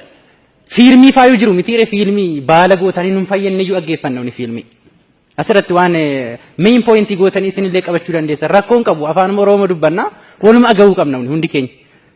Fiilmiin taane iyyuu ilaalaa oola hundi keenya iyyuu garuu fiilmii miidiyaa nu fayyadu namni kun asumatti haafu malee jecha rakkoon qabu. Wal dabarsuutu jira wal maal jechuutu jira inni rakkoon qabu. Mirga ofiif dubbachuuni homaa rakkoon qabu je'ee yaada akka kootti. Namoonni dhaqanii biyya alaa jiraatan waan isin baruu qabdanii rakkataniitu deeman asirraa too sammuu qabanii too qabeenya baay'ee qabanii warshaan buraayuu keessa miti warshaan 60 meeqa 70 meeqa gubatee jedhamee odeeffamu kun nama tokkotu fidee dhaabuu danda'a qabeenya qabaatee dimokiraasiin jiraatee too seeraan jiraatee biyya isaa keessa hin du'u too ta'e mirgi isaan sarbamu too ta'e deemee biyya alaaqee jiraatee miidiyaa inni gadhiisu eengadda gincirratti. Abbaan fe'een keessan beektu OMN tu dhaggeeffachaa jiraniitti xiyyiitii arrukutani. Itoo intarneetiin jiraate yoo na baay'ee geenya mistira biyya keenya keessatti ta'u. Lemin mootummaa kana wanti jechuu koo mitanii negatiivili jechuu koo toon taane jechuma isaa wanta ka'uu qabu bakka kun beezii waan ta'eef anan kaasaa jiru. Asirratti jecha waan jechuu barbaadu. Namni tokko miidiyaa dhaggeeffate isaatis haa ta'u OMN dhaggeeffate achirraa haqee mana namaa yoo cabse yoo hate ruulii mootummaan tokko baase cabsee yoo argame hi'amuu qaba seeraan to'atamuu qaba hamma kanan taanetti namni miidiyaa dhaggeeffachuu qaba kana jechuun dimokiraasiin keessarraa fuudhamee jecha indirectly gaafa yaaddan akka nama barateetti jecha gaafa yaadamu intarneetii fi miidiyaan kun jiraachuunsaa persentii 100 keessaa faayidaa isaa miidhaa isaa adda baastanii hin beektan taanaan isin kun min ingilizii asiriin tisaayu ani ko kana faatti nu himaa rakkoon qabu yoo deebisu isa dhiisu malee biraan ta'u hin jiru inni itti aanu waa'ee sila kaastanitti waa'ee bishooftuu seettan irratti nama taa'ee ilaaluu fi daakuun boqqolloo dimbilaalaa jedhan. Ani fi koo qaamaan deemeen argeera. Yeroo ta'iin kun ta'e kaaseen hamma dukamitti hammam akka ta'e sa'aatii meeqatti achi galee muka jala bulee hin galee ani fi koo. Lemin abbaa beekuuf beenxee beete kiristaanii maaliin ni jedhamu haalli amantii irreechi amantii mataa isaa qaba waaqayyo jecha irreessi karaa biraa hiikni isaa yoo beektu ta'e jechaadha. Kanarratti hin waaqeffatinaa han jedhu mootummaan kun jechaadha. Ani dhugaa waaqaati akka koof baay'ee gaaffii isiniifis gaaffii ta'uu qaba. Maaliif isin dhaqxanii achirra gaafateessanii miindaa mataa keessanii nyaattanii rakkoon qabu ijoollee keessan guddifattu amma tokko deemtu Garuu ijoollee keessan guddifachuun miindaa sana satisfaakshinii mataa keessanii eegdanii deemuun amma kana baay'ee furmaata ta'ee yaaduun biyyaaf hojjechuu qabdu gara fuulduraattis. Aloonni sin gaafata, seenaan sin gaafata. Namni baratee digirii baatee meeqatu tagulaalla'u jira. Isaan itoo bakka keessan bu'anii siniiti olitti gaggeessuu danda'u ta'a. Kana jechuun koo asirratti arraba jechuu koo miti. Waan biraatti hin fudhatina. Namni isin yeroo baay'ee yommuu namni gaaffii gaafatu waan negatiivii itti fudhattu natti fakkaata. Kanarraa kan darbe waa'ee mootummaa kana waan baay'ee jechuun barbaadu isuma jala jirraa rakkoo hin qabu. Gaafa fuul unikoo mootummaan kun si jammar ishee kana bicha odeesseen wanta jaa biyyoota Ameerikaa, Ardii Ameerikaa, Eeshiyaa, Awustiraaliyaa, biyyoota alaa jiranii fi Afrikaa keessa biyyoota 54 dabalatee jiran mootummoota kana faana karaa poolitikaa, siyaasaa, diinagdee homaa lolan qabu mootummaan kun. Kana beektu. Mootummaan kun lolan ni qabu. Alataama Oromoo ta'anii as keessatti guddatanii dhaqanii Amaara ta'anii beeriin isaanii naannolee sagalan Itoophiyaa keessa qabnu hundi isaanii baqatanii biyya alaa jiraatanii baay'ee taalentii ta'an sammu'an. Biyya keenya gara fuulduraatti baatanii deemuu hin danda'an. Rakkina bulchiinsa gaariitiin deemanii biyya sana hin jiraatanii isaaniin balaaleffachuun qabu mootummaan kun. Malee mootummaan biraa akkas nu go'ee yaan jedhu ayidoon ani jiran itti fakkaatu. Mootummaan biyyoota isaan biyya guddatanii biyya 80 Itoophiyaa keessa qabnu keessa biyya 80 irra jiru Itoophiyaa. Baay'ee listii qabeenyaa nuun. Nama qabeenyaan biyya listii kana ufee mootummaan biyyoota biraa ufee lolatti kaasu jira jedhee yaadu karaa diinagdee karaa waan biraa. Namootuma keenya sana maaf balaaleffata mootummaan jechuu barbaadeen. Kana nan xumura. Inni itti aanu dhimma warshaa irratti gaaffii ani qabu tokko waa'ee miindaa ilaalchisee obboleettiin keenya kaasteetti eegsiyuu go'een ture garuu waa'ee miindittii kana namoonni akkuma beekamu gabaabseen gaafan odeessu namoonni waati isaanii abbaan isaanii barsiisanii ijoolleen dambi doolloo eessa wallagga eessa Amaara Kililii eessa irraa dhufanii han hojjetan jiru. Maaliif naannoo warshaan baay'atu hojii uumannaa warri keenya dadhabanii nu barsiisaniiru amma immoo warra keenya irraa buunee qansiraa kana hojjennee jiraanna jedha namni gaafa yaadu. As dhufee namni tokko birrii 30-40 saamsiingi nyaata guyyaatti tilmaaman jecha. Kana nyaate namni kun ishee mirraayyuu immoo waa'een xurataa fi yeroo baay'ee kaasneera waan akkasii waa'ee xurataa fi waa'een isheen akkasii han jedhamtu mootummaan gaafa ruulii baasu hojjetaan mootummaan tokko gibiraaf taaksiin kan irraa cituu qabu Dokumentii an qaxaramee higgaawii yoo ta'e yookaan qawaami'aa waggaa 10 ol akkas baay'ee tajaajila yeroo ta'e irraa kutamuun dirqamadha. Har'a hojje'een har'a baataanan qabsira maaliif narraa cita? Kun ilaalamuu qaba as keessatti. Abbaan qabeenyaa tokko jechaadha. Mootummaa faana mistira wayii qabu oksaatti. Waan xinnoo waan ittiin uummata goyyomsanii uummata sanarraa waan guddaa fudhachuu barbaada mootummaan. Lemin indeet indezii yoonaat. Gaafa asabdan jecha asin bakka namaa buutanii. Isheen kun akkasirra uftu waa'ee miindaa irratti daayirektirii dafee sirratuu qaba. Gubachuu warshaaf duuni bishooftuu iyyuu miti rakkinni isaa. Hamma kana namni wagga meeqa warshaa keessa hojjetee aqee miindaa kana naannoo 800 gaafa fudhatu miindaa kanaan qallaba bitee mana kiraay maal kaffalee jiraata namni kun. Kan asabu isin barbaachisa. Ifii keessan birrii 5,000 nyaattanii jireenya keessan gaggeessaa gaafa deemtan namni kun ishee kana nyaatee akkamitti jiraatettanii asabuu qabdu. Poozitiivili akka nama barateetti jechaadha. Isin gaafa yaadamuu qabu. Darbee overtime ilaashise. Overtime warshaa tokko keessatti hojjetamu fakkeenyaaf ani normaalii shiftii kootiin galeera yoo ta'e hin galu overtime jechuun danda'u. Namoonni as keessa jiran warshaa mana hojii irraa wanti ta'e jira. Anatu mucaa tokko jira mucaa yuunivarsiitii baratee ufee tokko. Mootummaan karoora gaafa baase birrii meeqa fandii go'ee hojiittan gashaa hojii abaan jedhu humni hojii abaan hojii malee taa'u kun lolaan fiduus akkasiiti. Persentiin 65 olan ta'u Oromiyaa keessaa gibiraaf taaksiin funaannu daayirektii itoo Oromiyaaf hojjetatee waan baay'atu. Isa akkasii haasa'uun barbaadu. Asirratti naa bagin waa'ee overtime irratti dirqama moo dirqama miti. Shiftii kee addatti galtee hojjechuun dirqama kee moo dirqama kee miti yan jedhu mallattoo gaaffii an qaba ashee kan. Gwaaddanyaa koo tokkotu dargaggeessi ani obboleessi koo obboleettiin koo waa'ee biyya addeen falmanne akkam eenyu falmachuu danda'a. Yuunivarsiitii garaagaraarraa kolleejjii garaagaraarraa mana barumsaa sadarkaa elementarii sadarkaa iskuulirra reebamaa dhufne ammas warshaa keessatti reebamna. Bara keenya guutuu reebamuun dabarsina akkam waan tokko wanta sammuun keenya nu ceephoo gaafachuu hin qabnu kan akka kootu dhalatee guddatee in barbaannu Oromoon cunqursaa jala jira mirgi isaan kabajamnee fi kanaaf gaaffii gaafannaa. Oromoodhaan immoo nageenya gorsuun hin danda'amu. Nageenya beeka. Dargaggoon Oromoo dargaggeettiin Oromoo. Nageenya namni akka Oromoo beeku hin jiru. Gara laafessa akka Oromoos hin jiru. Sababni isaa meeshaan qabannee iskiriiptoof daftarii baatu namatti hin buune harka kaasanii mirga isaanii falmachuuf ba'an. Garuu deebiin maalidha? Deebiin rasaas. Deebiin manadha. Mootummaan kun iddootti manatti naquun dhabne manadha. Iddoo hundumaatti guyyaadhaa gara guyyaatti guureetu jechuudha. Iddootti hidhuun dhabne an baay'ee yaaddoo guddaa ni qabu. Mana maaliitti dhasa jedhu. Inni kaan qaamaa irru, inni kaan hin du'a. Nama keessaa dhalatee moo akkamittidha gaafa haati hiyyeessaa tokko mucaa ishee gargaartu duwwaa. Mucaa ishee gargaartu duwwaa gaafa qabaattu jechuudha. Gaafa dhala ishee dhabdee reeffarra teessu maal jechuudha. Indu'ee jalaa du'ee ganaa reeffa isaarra teessi. Haati tokko sin beektu. Ani haati koo amma akka isheen na jaallattu beeku. Sinis beektu. Garuu haati tokko gaafa dargaggeessa lama mana tokko keessa awwaaltu maalidha? Arrallee amma kana saanaan wanti isin nutti haasa'aa jirtan waa'ee warshaa miti. Waa'ee warshaatu hin ta'in waan dhugaa barbaada. Har'a saanaan mata duree kaastan malee mata duree kaasuu keessanidha malee ammayyuu taanaan dhiiga ijoollee Oromoo irra jettanii waan biraa ta'aa jirtu. Kana gumaacha maaliif baasan? Eelaa kana akkamitti of keessaa baasnanii namadha bakka yaaduun nurra jiraatu.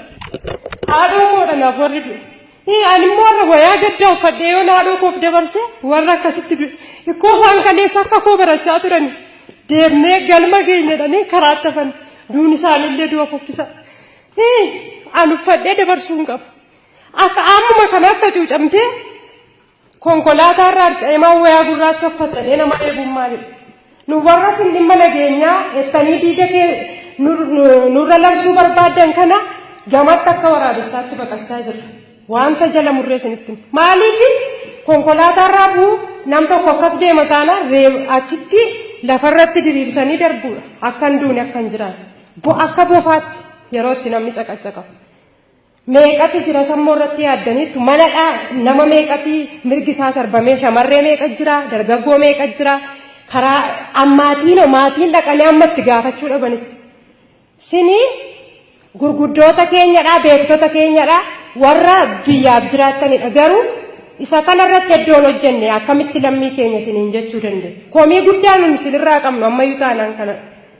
Komii guddaa nuti isinirraa qabnu ammayyuu taanaan wanta dhugaa ta'e tokko irratti haasa'u wanta lubbuu madaalu jiru waan ta'eef kanadhaa baay'ee galatooma. Waa'een dhimma nageenyaa kana ilaalchisee ganama jammaree amma ammaatti baay'ee isaatu haasa'amaa ture. Yaa wanti haasa'amu kun immoo nuufillee nama taane kan na horiirraa yookaan immoo warra yaadotee nu taasisu keessaa reediyoon barbaachisu tokko maal jechuu barbaadeen nageenya naannoo kana ilaalchisee yoo jiraatu ta'e tokko akka as xaaxaqee naannoo xaaxaqee kan jedhu warshaa keenya keessatti akka yaadee jirutti yoo jiraate dhimmi nageenyaa ilaalchisee nu biratti waan takka wanti arginu qabu dhimma televezyiinii waan adda addaa irraa hordofurraa kanaaf nu biratti wanti yakkaa ta'e argamu jiru garuu dhimma sabab sablammii ilaalchisee yoo ta'u jiraate dhimmi du'umsa dhala Oromoo yoo ta'e amma miti ka jammare ani yaa dhimee kootiin akkanuma altan ijoollee ta'uu fakkaadha garuu turuu danda'a. Maaliif dhimma walgahii kana ilaalchisee baay'ee deemaa ture dhimmi Oromoo amma miti ka jammare lafti Oromoo du'ee itti awwaalamu baay'ee jira. Lafti Oromoo mana hidhaa itti mootummaan kun itti hidhu hin dhabne inni lafa qabu yoo qabaate mootummaan lafa mana hidhaa fi lafa awwaalcha Oromootti qabu kalalatee qabaata akka ani yaadutti yoo ta'e garuu ani ka giraajuweet godhe bara 2007 Hawaasa Yuunivarsiitiitti bahe. Akka nama tokko baradhee baheera obbolaan kun as keessa namni kutaa 10 gadi jedhee yaadu hin jiru. Mootummaa kana gaaffii gaafadhaatu.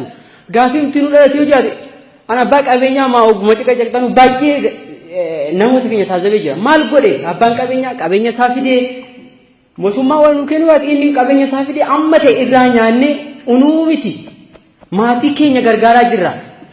Gaafa nu barsiisu hojii qabatanii baranne achi baane lafa teenne abbaan qabeenyaa waan qaburraa qabeenya isaa dhangalaasee qabeenya isaa itti fayyadamuu danda'a. Abbaan qabeenyaa manattu nuu kenneera. Abbaan qabeenyaa hamma qabu. Ani waan jedhu keessaa tokko dhalataa Oromoo yoo du'e lafa itti awwaalamuu qaba. Dhalataa Oromoo waa du'umsa dhalotaa kaasina ammaa qabdanii yoo kabooyyuu lafa itti hidhamuu qaba. Maaf dhaba lafa itti hidhamu? Lafa kana baay'eetti qabna. Garuu mee unuuf wanti ilaalame jira.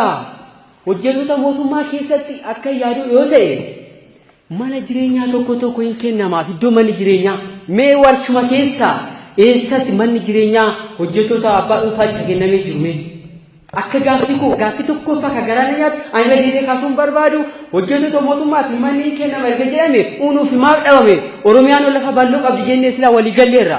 Mosoba waan agarru waan itti amannu mee eessaa kenname? Gaaffiin koo inni bu'uuri ka ta'e hojjettoota mootummaatti bakkeen manni jireenyaa tokko tokko hin kennama. Garuu hojjettoota abbaa dhuunfaa kanaafuu maaltu kennama? Abbaan dhuunfaa nu danda'eera. An dhugaadha akka koo yoo ta'e ana miti of darbee maatii koo gargaaraatti jira.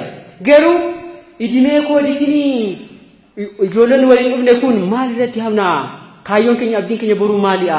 Yoo lafa dhabne hin qabna. Mana lafa hidhaa hin qabna. Lafa awwaalchaa hin qabna. Warri hafne kun eessatti dhaabbanni hafnamee kanamee faloon tokko nu falame. Oromoon yoo taratu maal jedha? Saa abbaan gaafa cabsee gandi immoo jaballeessaa jedhan. Kuni maaliif ta'ee dhiifamallee naa godha na guddise kakayyuu kiyyaa taratii dubbachuu nan barbaadeef aadaan uummata Oromooti immoo taratii keessa waan jiruudhaaf innaa mammaaksi kun waa malee mammaa qabne jechuu barbaade filan. Maaliif inni jechuu barbaade? Handiwatti wal dabarsee wal kennaa jiru eenyudha yoo jenne hunuma. Handiwatti dabarsee wal kennaa jiru eenyuma numa uummata Oromooti. Dhiifamallee naa godhaa sini maal jechuu barbaade tanan? Otoo nuti wal jaalannee otoo nuti yaada gaarii waliif qabaannee. Daawwattoota keenyaa oduu amma nu ga'ee qabna. Godina addaa Oromiyaa naannawa Finfinnee bulchiinsa magaalaa Burraayyuutti qondaalonni OPDO hojjettoota warshaalee garaagaraa walitti qabuun marii geggeessaa jiran irratti mormiin jabaan isaan mudachuun himame. Mata dureen marii kanaa konfereensii nageenyaa yoo ta'u hojjettoonni gama isaaniitiin wayita ammaa guutummaa biyyattii keessatti nageenyi hin jiru jedhan. Akka nageenyi waaraan hin jiraanne kan taasise mootummaa kana ta'uu ifaan ifatti qondaalota marii geggeessan kanatti himanii jiru. Sagaleen waraabbii galma walgahii magaalaa Burraayyuu irraa miliqee nu dhaqqabee akka ibsutti labsii yeroo muddamaa fi ajjeechaa irreecha Horaar sadii irratti raawwatame ilaalchisuun kan mariin kun geggeeffamaa jiru. Qondaalonni marii geggeessan kun akka labsii yeroo muddamaa kana deeggaranii fi dhumaatii ayyaana irreechaa mootummaan harka keessaa hin qabu jechuun wayitaa hojjettoota kana hawataa jiranitti kan mormiin isaa mudate. Hojjettoonni warshaalee naannawa Finfinnee hundi afaan tokkoon ajjeechaa ayyaana irreechaa raawwatamee ture mootummaan ta'e jedhee kan qindeessedha. Ergaa kana raawwatee booda immoo mormii isa mudateen labsii yeroo muddamaa raggaasifatee ammas uummata Oromoo lafarraa fixuuf karoorfatee jira jechuun mormii isaanii itti fufan. Qondaalonni marii kana geggeessan mormiin jabaan hojjettoota kanaan waan isaa mudateef akkuma amala isaanii doorsisuuf yaalanis itti milkoomne. Itti dabaluun hojjettoonni kun mormii isaanii kanaan amma booda OPDO irraa wanti eegnu tokkos hin jiru jedhan. Egaan daawwattoota keenyaa sagalee waraabbii galma walgahii sanirraa miliqee nu dhaqqabee akka itti aanutti dhiyeessina isinis itti dhiyaadha. Isaan biyyoona salphatu jecha boodhichi qotame tokko jiraa jedhame. Iddoo sanitti boodhoo wayii qotameera kan jedhamu odeeffannoo dhageessan hin jeera tarii dhageessan ta'a arguu dandeessa. Boodhichi maaliif qotame? Iddoo sun iddoo miiliyoonni meeqatti gaggeeffamu maaliif qotame? Sababni isaa beekame? Kan hundarraa kan ka'e sababa kanarraa hundarraan kan ga'e maalidha? Akkuma hin jalqabatin hin jee gaafiin uummataa gadi bu'amee ilaalamee deebii gahaa batattalatti argachuu dhiisu ani. Kanaaf kaka'umsi jeequmsa kanaa fi qabeenya amma kanaa badee immoo kaka'umsi maal jedhee akkan tilmaamee sammuu kootee jettu immoo kaka'umsi dargaggoodha yookiin immoo uummata jechuun baay'ee rakkisaadha. Mootummaarraa komii qaba kanan jedhee iddoo irreechaatti irratti jeequmsa iddoo irreechaatti irratti ka'eef jecha qabeenya amma kanaa barbaadeera ka'umsi kanaadha. Ka'umsi qabeenya amma kanaa akka barbaadaa taasifamee hir'ina mootummaatiin jira. Hir'inni mootummaa maal inni oonaan jettan gaafiin uummata bira gadi bu'ee ilaalamee too deebii argachaa hin jiru. Dargaggeessa bira gadi bu'amee too akka biyya keenyatti walga'iin babal'aan fi mariin bal'aan kan gaggeeffamu erga waa uumamee booda erga qabeenyi barbadaa'ee lubbuun nama hedduu barbadaa'ee boodadha akkana ni hubadhutti. Gadi bu'amee abbootii keenya kan keessaa alanne abbootii keenya osoo baratin nu barsiisan bira gadi buunee gaafii isaanii xiinxallee deebii isaanii battalatti deebisuun gahee mootummaati. Kun raawwatamaa jiraayee anaaf gaafidha. Dargaggeessi jajjabeeffamaa jiraayee otoo humaan raawwatin osoo humtuun badin osoo qabeenyi barbadaa'in jajjabeeffamaa jiraayee. Dargaggeessi warshaa keessa hojjennu har'aa rakkoon kun uumamnaanidha kanatti wal geenye. Duraan bakki nuti jirru yaadatameeraayee. Dargaggootaa fi shamarroota warshaa keessa jiraniif himee akka daataa keessanitti iddoo mana jireenyaa kennitaniif daataa keessanirra jira. Warshaa keessa kan jiru jajjabeeffamuu qabettanii. Kuni anaaf gaafidha. Labsii haaraa kana gidduutti immoo namoonni hedduun amma isin kaasanii turtan. Wanta isin nu kaastan kun namoonni hedduun daandiirratti akka daraaraman dubbattaniirtu sirriidha. Labsii kana kan diriirsee eenyuun mootummaa mootii. Labsii kana akkanatti akka amma nu dubbattan kanatti diriirsitan taanaan warreen eegumsa nageenyaa eegan daandiirra jaajjan kuni. Akkuma labsi amma nutti himtan kanatti akkuma isin nu jaalattanii nutti taasiftan kanatti dabarsaa jiru hin jiran. Wantan argeen qaba. Alaabaan Oromiyaa harkarratti kan keewwatan shurraabii wayii jirti. Naannoo alamganaatti irratti federaalii fi agaaziin yookaan daandiirraa hojjetan isa harkatti arginaan daa'ima san kukkutanii maal godhanii daa'ima san rukutanii harkarraa kukkutaa turan. Kuni alaabaan Oromummaa yommuu ciccitu ananatti dhaga'ama lammummaadha. Eenyuun eessa maqaa isaan beeku eessaa akka of hin beeku. Kan diriirse mootummaa kan diriirse kana. Ijoolleen baay'een waaqeffatu ta'anii waaqeffataadhaan. Kan mormarraa odaan qaban jiru odaan kun as jira. Isa irratti arginaan rukuttaa isaanii hamaadha. Kanaa kan jeequmsa kaasee sababa mormatti hidhatee jeequmsi ka'e anas kun ogumeen harka irra jirte waan ta'eef guulana kanaafis immoo kan jeequmsa kaase kan mana gubeessii jechuu danda'u. Qabeenyaan bade baay'ee nama gaddisiisa je'eera. Gaddisaa kana jedhameen ibsamu. Garuu ijoolleen amma daandii irratti dararamaa jiranii fi qabamaa jiranii fi abraa godaanaa keessatti hidhamaa jiran hundumtuyyuu kan akka hojjetanii dubartoota hedduu dhiirota hedduutu hidhamee jiran. Hojjetaan kan koo kan alamganaana wajjin dhufu baay'een isaa aimee keessa kan hojjetu amma ammatti kan mana hidhaa keessatti dararamaa jiru jira. Kan amma ammatti immoo hojiin galle jira. Maqaa isaa barbaadan Nugusee jedhama amma ammatti hojiin galle. Ta'a kudha lamaan baa hojii galu abdaan irratti kan rukutan. Mattaawaqaa yoo agarsiifnu mattaawaqaan yookiin naannoo Amaaraa yookiin Oromiyaa jennaan ashagaariin naan ta'e achuu adeelam jedhama. Maaliif jedhama? Oromiyaan miiliyoona hedduutu dirjitii kana yookiin immoo kaampaanii kana gube. Konkolaataa kan gube hojjettoota hedduudha.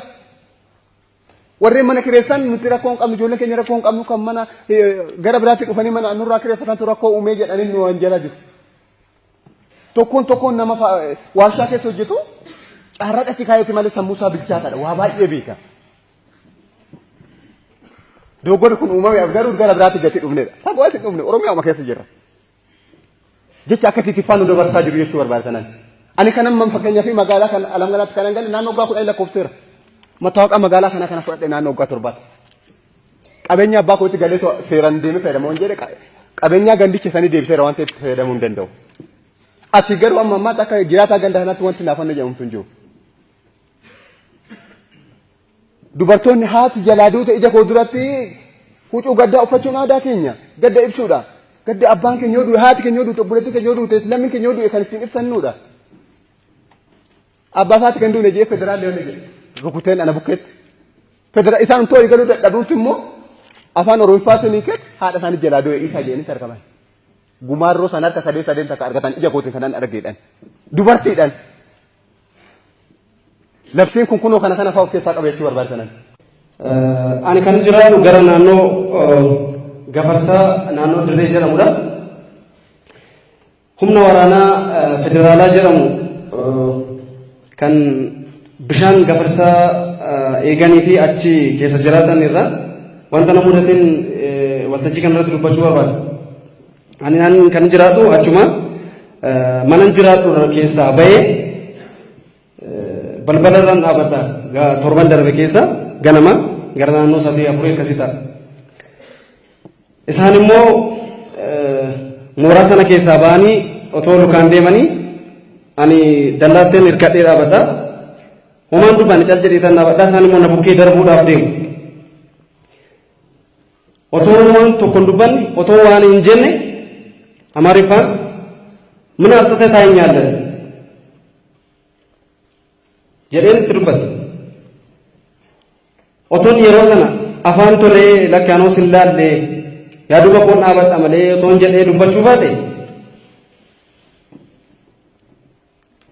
jalaan baas jedhee otoon kaadhe yookaan waraana natti bana yoo dhaabadhe immoo caccabsee namummaa keessa na baase gara geessuutti na keessaa jiru. Kanaaf labsii kana wajjin wal qabatee poolisiinis ta'ee humni mootummaa nageenya eegsisu kun akka barbaadeetti lafa barbaade leexee nama barbaade waamee sakatta'uun mirga isaati. Mirgummaan kun isaaf dursummaa kennameera. Akkamittiin haala akkasii keessatti egaa otooruma waa hin sochiin otooruma waan godhiin ijumaan illee maaf na laalte shakkii jedhuun kana yoonaan jedhe dargaggeessa akkamitti wanta kana keessa bahuu danda'a maalidha wabiin isa jedhu kaasuu barbaada labsii kana wajjin wal qabate. Dhimma nageenyaa kanarra isa jedhamu kanarratti mootummaan kun furmaata humnaan meeshaatiin fayyadamuu ala karaa seera qabeessa ta'een furmaata deebii kennaan jiru. Maaliif amma gooxiitti amma tokko shaneetti garbu'ee uummata amansiisee rakkoo jiru furmaata maaf hin kennine? Humnaan meeshaatiin maaf fayyadama? Maaliif aayyoo abboolii keenya maaliif boosisa? Amma hiriyoonni keenyis du'aniiru, obbolaa keenya du'aniiru, mana hunda keenya galaa jira. Mana hunda keenya yeroo galu rakkoon akkasii kun immoo uummanni immoo mootummaaf nama akkamii ta'a? Maaliif warra gumaa ta'u? Maaliif gadi fageenyaan xiinxallee deebii itti nuun kennu? Biyya dimokiraasiitti jedhamaa jira. Intarneetiin bade diishii hiikaa jechuun immoo maali? Dimokiraasii biyya dimokiraasii jiru tokko keessatti diishii hiikaa jechuun furmaata kennaa, intarneetii balleessuu furmaata kennaa. Mootummaan maaliif badiin koo kanadha jedhee maaf uummata faana bu'ee bahee badiisaa amanee maaliif rakkoo furmaata nuun kennu? Qabeenyi bade kun qabeenyaan keenyaati. Qabeenyi gubate kun qabeenya kan keenyaati. Kan maatii keenyaatu hin ta'in kan keenya. Nuti itti fayyadamee sanurraa fuun maatii keenya gargaaraa jiru. Qabeenya baddu namni barbaadu hin jiru. Kun immoo maaliif uumamuu danda'e? Labsiisa bahe irratti immoo የክልሉ መንግስት ሰራዊት አራተኛ ላይ ነው ያለው። ለምን ከመከላከያ ጋር ይሁን ከፌደራል ጋር ይሁን አንድ ላይ ተጣምሮ አንደኛ ላይ ለምን አልተቀመጡም? የክልሉ መንግስት ሰራዊት አንድ ላይ ለምን ተኮፋር ማሊፍ ወሊን እንተኝሳን? የክልሉ ሰራዊት አራተኛ ላይ ነው ያለው። ለጎንጎሩምባ ለብሲቸረት waliin walitti dhufanii walitti akka maaliif akka hojjetan hin goone. Amma daandii irratti moobaayilii qabatanii saamsingii gaalaksii qabatanii deemuun yeroo isaa yeroo sodaachaati. Muuziqaa afaan Oromoo keessaa balleessaa jira. Hin sodaanna. Silkii fattashuu jedhu maalii jedhu maaliif? Kun dimokiraasiidha. Kun furmaata ta'a. Maaliif nun sossobu? Maaliif hojjetaa dargaggeessa hojii abiif hojiin kennu? Dargaggeessi daandii dhabatu maaliif daandii walitti jaaree furmaatan kennu mootummaan? Nam tokko waan biizii ta'u hojii argannaan biiziidha nam tokko. Waan biraa yaadu. Hanna yaadu. Yeroo darbe asitti argameera. Ijoolleen beeloftee naannoo kamii ufte as kana naannoo kana turani bakkee kana keessa. Nama daabboo naannoo surraa itti namni saamani. Borummoo akkam ta'a wanti kun? Ijoollee kanaaf maa furmaanni kennamu hojii abee warra daandii cufee jiruuf. Mata duree isaa akka kaasuu yaaltanitti waa'ee irreecha Bishooftuu irratti namoonni baay'een miidhaman gootanii turtanii haa ta'u malee isarra nu taalame malee inni dhimma itti galamee haasa'ame hin qabu jechuudha. Dhimma nageenyaa jedhamee ji'oota muraasa kana keessatti mootummaan keenya labse kanarratti jechuudha. Dhimmi nageenyaa labsame kuni yoomii akka ta'e yoomii kaasee akka labsame hundumti keenya beekna. Innis maalidhaa? Iddoo dura gaafa uummanni Oromoo akkasitti Bishooftuu irreecha irratti du'uun namoota isa guddaa ta'uudha malee duuni uummata Oromiyaa keessatti ani dhaladhee yoomii kaaseeyyuu duuni dhaabbatee hin beeku. dhaladhee ammas geette jechuu barbaade. Kanaaf gaafa itti yaadnu gaafa laallu Oromoon mirgi isaa dhiibamaa jira moo kabajamaa jira sayedhu hundi keenya iyyuu beekna sammuu keenya. Dhugaa tokkorra garuu ejjennee haasa'uun baay'ee qaanii guddaadha. Mootummaanii nurratti nageenya labsu kun mootummaa isa kami jennee gaafa keessa deebinee laallu hunduma keenyaaf hin gala sammuu keenya keessatti jechuudha. Yuunivarsiitii garaagaraarraa aanaarraa godina garaagaraarraa uummanni Oromoo guyyaatti hin du'iin guyyaatti nama sana wallatiin ol hin qabu. Bishooftuu irratti immoo kan ta'e nuun miidiyaa sobaan barbaannu ammas saanaan madaa irratti madaa dabalachuudha kun. Uummanni Oromoo dargaggeettiin dargaggeessi duun isaallee du'a fokkisaa ta'etu jiru jechuudha.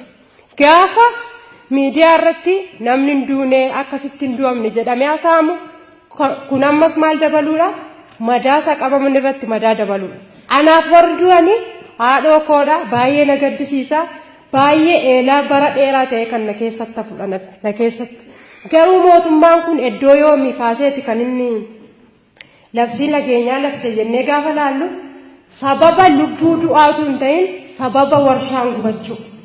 Warshaa gubachuu qarshii baasaa tariiti baankiirraa ba'uu danda'a. Garuu lubbuun namaa baankiirraas hin ba'u waan ittiin ta'us hin qabu. Akkaataan itti namni duullee bareedaa ta'uu danda'a. Akkaataan du'a.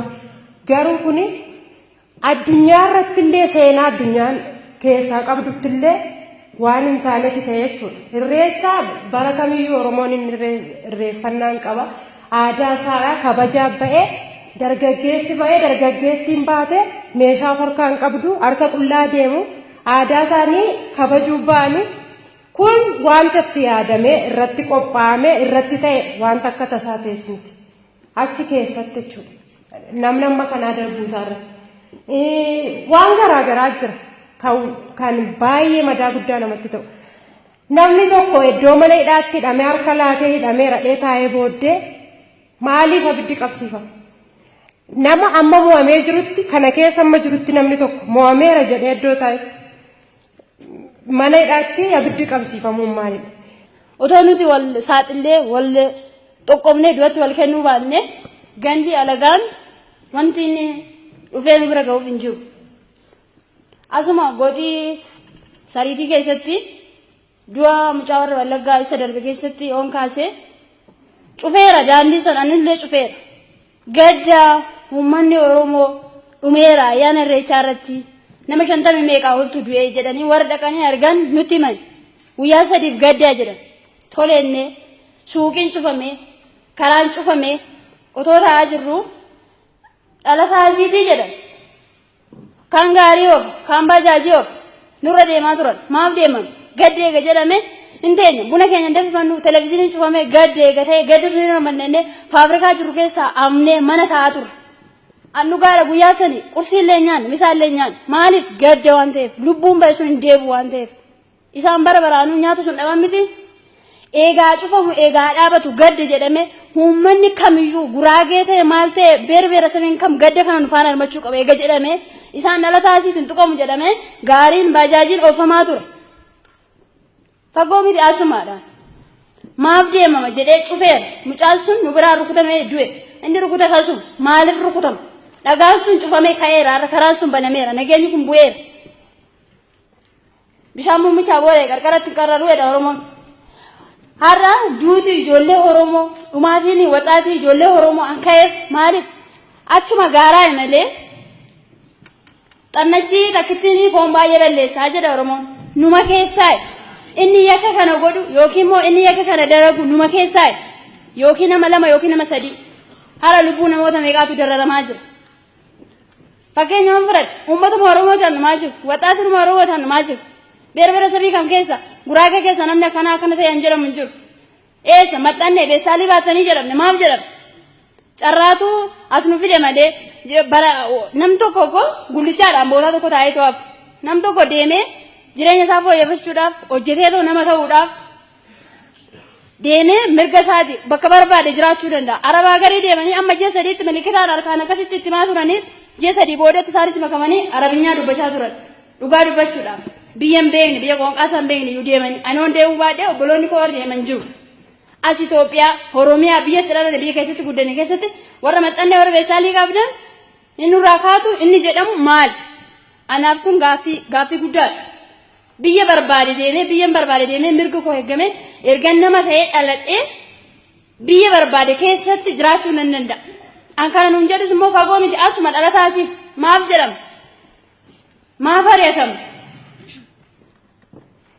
ari'atamuu hin qabu dararamuu hin qabu nugaa warra dhumes dhuman nuti warri jirru immoo wal jaalannee wal kabajnee mee alaallu biyyoota olloota keenya anarra Oromoodha obboleessa kee afaan mana tokko keessa kireeffadhee taa'uu hin danda'u maaliif wal hin dandeenye obsa hin qabu guraagonni tigiroonni silxoonni dhumanii numaddii mana tokko keessa nama 5 nama 4 ta'anii wal jaalatanii walii galanii taa'u yoo obboleessi koo baajaajii bitate maaf baajaajii bitate immoo isarratti hinaaf maal walirratti hinaaf wal jaalannee otoo nuti wal jaalannee waliif yaannee nuti wal saaxiluu baannee gamanaa keenya walii dhufne alagaa wanti harka nurratti dhiqatuuf hin qabu isa kanaaf gaaffiin uummataa kamiyyuu deebii argachuu qabu mootummaa keenyarraas ta'e nu uummataafis ta'e akkuma amma jammartan fakkeenya magaalaa sabbataa irratti faabirikaa baay'ee gubateettan hin gubu warri guban yookiin nama 2 yookiin nama 3 ta'a isaan qabamanii hin qabamu har'a rakkoo keessa jiru maal ijoollee qaansiraa hojjechaa jiran ijoollee biyyarraa biyyatti karaa rakkoo adda addaatiin amma fakkeenya barumsa baratanii fixanii kollaajii adda addaa keessaa ba'anii odoo qabxii gaarii fidanii qabanii otoo hojii isaanii yookiin immoo barumsa isaanii sammuun isaanii waa baay'ee hojii gurguddaa isaan qabachiisuu danda'uuti mootummaan bakka isaan dhoowwatee haaranii galanii qorichallee dhuganii handuudha ijoollee safaraatti baay'ee argeera akkas ta'uu hin qabu ijoollee baratanii qabxii gaarii fidan kan Oromiyaa bichaa irratti maali baatuun ba'ee mootummaan kun beerbeera sadii kaannashee nuuni guddifate innis ikkoo akkuma keenya namadha akkuma keessa namadha harkatu filee isi teessise miti mootummaa jechuun abbaa jechuun immoo akkuma obboleessi keenya kaase abbaa jechuun fakkeenyaaf ijoollee 9 abbaan koo ijoollee 9 qaba ijoollee 9 suniif ambaasaaddara biyya tokko hodhisiisuu miti taraa akka hangafaa kuusuutti saniif mootummaa kana uummanni Oromoo gaaffii gaafate irratti deebii ga'aan har'a hamma atattamaan gaafatamee deebi'uu qaba odoon ta'an hoolee bulee gaaffiin uummataa deebii argachuu qaba ijoolleen baratan kunis bakka argachuu qabu nugaa bakka bari dararummaa nugaa bari yaadatumuu nugaa nutis mirga qabna diimokiraasii kan jedhamu erga diimokiraasiin jiraate an dubbadhee mirga kiyya falmachuu nan danda'a. Saatii afuroodee beessaa bittaa jedhama.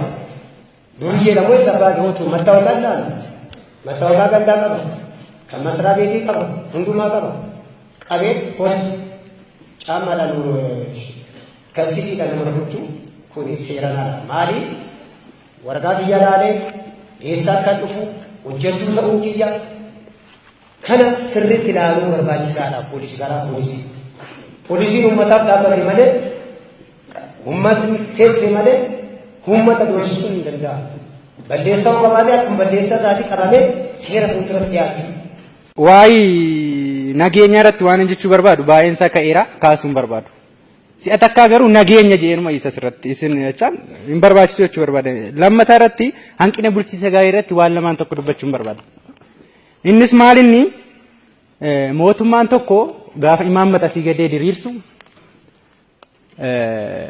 wanta gaariif yaraa jiru mootummaa uummatatu filee achi kaa'e uummatatu buusaa uummatatu shooma bakka wanti haaraan hin jiru bira mootummaan uummataaf hin hojjetu taanaan fakkeenyaaf isiniin fo'een asitti madarakii yommaa gaggeessitan isin uummataaf hin hojjettan taanaan vaalii hin qabdan seenaan sin gaafata barattaniittu isaan irraa ol xinnoo amma tokko fudhatama qabdu gaaffii namni kun sin gaafatu geessitanii qaama immisaa ilaallatu mootummaa bira nuun geessitan taanaanii tokkoffaa sammuun keessa sin gaafata lammaffaa seenaan illee sin gaafata duutiin oolu baay'een isaanii du'anii darbanii jechuu barbaadeen hanqina bulchiinsa gaarii irratti mootummaan tokko wanta ji'a kana ta'u har'a beekee mootummaan uummanni kun naa fudhatamoo hin fudhatu jedhee adda baasee waan tokko hin murteessu taanaan gaafa ruulii isaa asii gadee baasu biyyatu wal fixaa jechaadha. Wanta uummanni hin feenee fi fedhu dirqama beekuu qaba bakka kanumatti nu himaame singiisa. Gaaffiin kun kana tokko. Ilaashisee waa'ee intarneetiif miidiyaa irratti xinnoo waan ta'e dubbachuun barbaada. Intarneetiin guddina biyya dimokiraasiin biyya keenya keessa jiraa jedhama. Akka Ameerikaa fa'aa akka biyyoota ardiilee Ameerikaa Afrikaa keessa jiran hunda isaanii irratti too seeraan fuul dimokiraasii hordofti ta'e Itoophiyaan hammi kun iyyuu namni kun hin dhumu ture. Mootummaan tokko amma danda'amu